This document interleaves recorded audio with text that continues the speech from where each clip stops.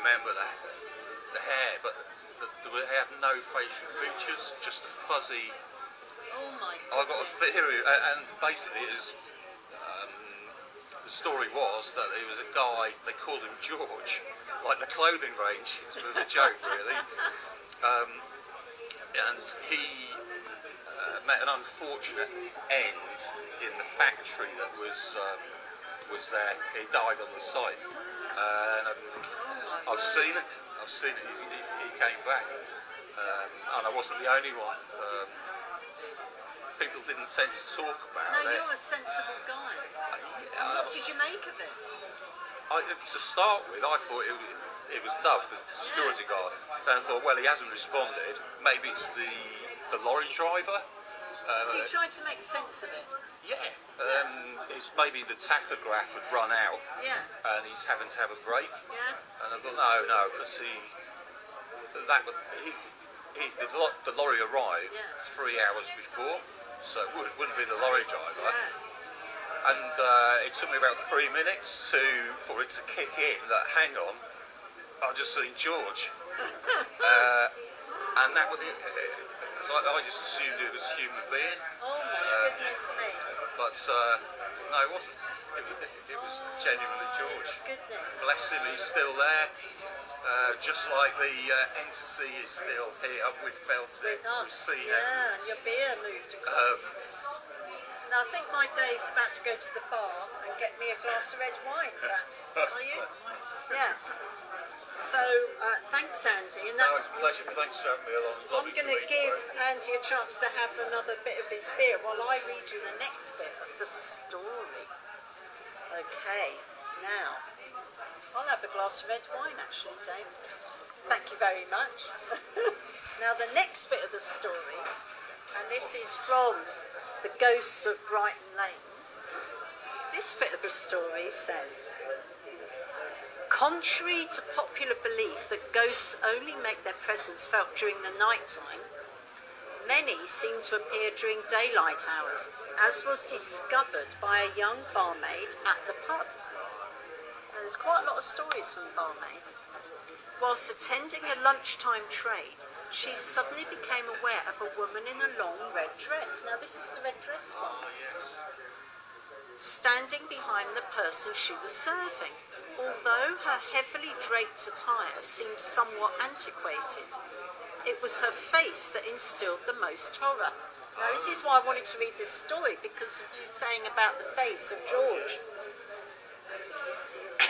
Pallid, ashen skin hung about her emaciated face, whilst her baleful eyes bulged hideously from the sockets. Understandably disturbed by the woman's appearance, the barmaid asked another member of staff to serve her. She was too scared to serve her herself. At which point, the woman in red simply vanished. Simply vanished. So fleeting was the apparition, it had been difficult for her to discern whether she'd been wearing a red dress or could it have been a blood-stained sacrificial gown. Oh my word. Oh my goodness. That's interesting.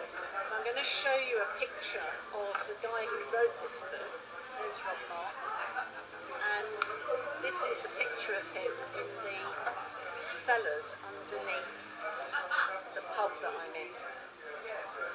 And he's done a huge amount of research. Highly recommend the tour. Fantastic. So, I think that's as far as we're going to go with our stories tonight. So, just going to thank Andy for joining us tonight for these stories. Lovely to meet you. It's lovely to meet you, and I think you and myself and my husband Dave, we're going to go on Rob Mark's tour. It starts about 7:30. 7:30, yeah. So we've just about got time to have a bite to eat or something before we set off. What I am going to do though is just show you the flagstones and a little bit of the pub outside. So I'm just going to move for a moment. I'm going to flip the thing around. I'm going to ask Rob to stay here, keeping an eye on everything, while I just pop out outside, and I'll be back in a moment. But this is the flagstone that I wanted to show you. That's the 1510 Druids Head flagstone. These are the 12th century flagstones. I'm just going to take you outside so that you can have a little look. Oh my goodness me, things are moving already. Now it's been raining pretty hard, so I'm not going to be out here for too long, but I wanted to show you, this is the pub where we've been talking about all these things, the Druids Head, and I did promise that I would show you where the priory was. It's Newton House Lane. It's pretty old around here. There's a little lane up there, there's lots of ghostly stories up there. But just down here, just at the bottom there, is where the priory was, St Bartholomew's, that was burnt down, smashed to bits, and some of the flagstones we think actually form the base of the Druids Head. So I'm just going to say, we're going to finish off by showing you the pump house, which is 1700s. I'm going to go back up towards the Druids Head. I hope you enjoyed this tonight.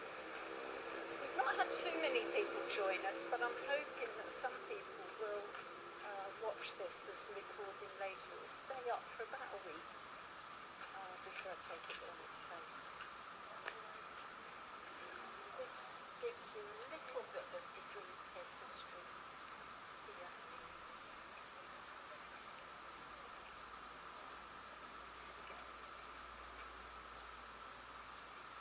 Now it says it dates back to 1519. I'm not sure that's true, but anyway. Thank you. It's a little bit of fun on a Thursday night, so we've got some blossom there. And here is